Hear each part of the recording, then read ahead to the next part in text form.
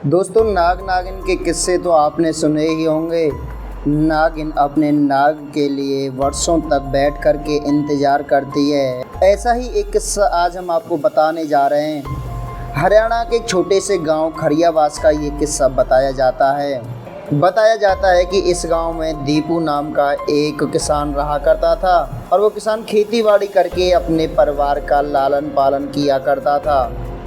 दीपू अपने माँ बाप का अकेला ही बेटा था और कम पढ़ा लिखा होने के कारण वो खेती किया करता था। एक दिन दीपू अपने खेत पर जाकर के फावड़े से कुछ काम कर रहा था। तभी वहाँ होकर के एक इच्छाधारी नाग नागिन का जोड़ा निकल रहा था। दीपू की नज़र उस इच्छाधारी नाग नागिन पर पड़ जाती है। दीपू ने जाकर के उस नाग को अपनी लाठी से मार दिया और उस नागिन को भी मारने की कोशिश करने लगा, परंतु नागिन किसी तरह अपनी जान बचा करके दीपू के सामने से भाग जाती है और कुछ दूर जाकर के अपने नाग के लिए रोने लगती है और वहीं बैठकर दीपू का जाने का इंतज़ार करने लगती है। दोस्तों, कुछ समय बाद दीपू अपने घर आ जाता है और अपने घर के कार्यों में व्यस्त हो जाता है। इधर वो नागिन अपने नाग के पास आ जाती है और अपने नाग के मरे हुए शरीर को ले जा कर के अपने आराध्य भोलेनाथ के मंदिर में ले जा कर के रख देती है। तभी नागिन ने भगवान भोलेनाथ से प्रार्थना की कि हे भोलेनाथ, हम आपकी ही भक्ति करते हैं और हम आपकी ही सेवा करते हैं, आप मेरे नाग को जीवित कीजिए। तभी भोलेनाथ के मंदिर में अचानक से आकाशवाणी हुई और आकाशवाणी कहने लगी कि हे नागिन, आज से कुछ समय बाद तेरे नाग का फिर से पुनर्जन्म होगा। नागिन ने पूछा कितना इंतजार करना पड़ेगा? तभी आकाशवाणी ने कहा 750 साल आपको इंतजार करना पड़ेगा और गंगा जी के तट पर पुनः इच्छाधारी नाग का पुनर्जन्म होगा।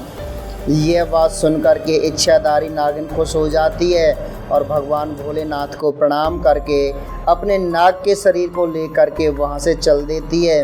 नागिन अपने नाग के शरीर को ले जा करके बैठ जाती है और भगवान भोलेनाथ की तपस्या में लीन हो जाती है। ठीक 750 साल बाद नागिन गंगा जी के तट पर चली जाती है और वहां जा कर के उसके नाग का पुनर्जन्म हुआ।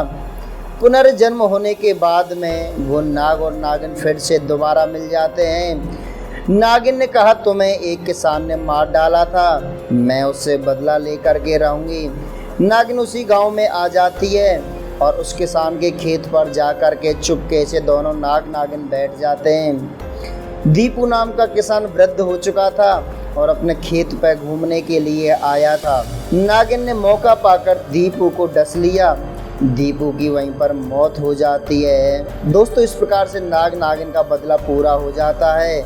दोस्तों, बताया जाता है कि अगर नाग या नागिन को मार दिया जाए तो नाग नागिन अपने बदला लेने के लिए किसी भी हद तक जा सकते हैं। नाग नागिन को कभी भी नहीं मारना चाहिए। अगर हम ऐसी गलती करते हैं तो हमें बहुत बड़ा नुकसान उठाना पड़ता है। दोस्तों, आपको हमारी ये काल्पनिक घटना अच्छी लगी हो तो आप हमारे चैनल को सब्सक्राइब करें और कमेंट में हर हर महादेव ज़रूर लिखें। हर हर महादेव।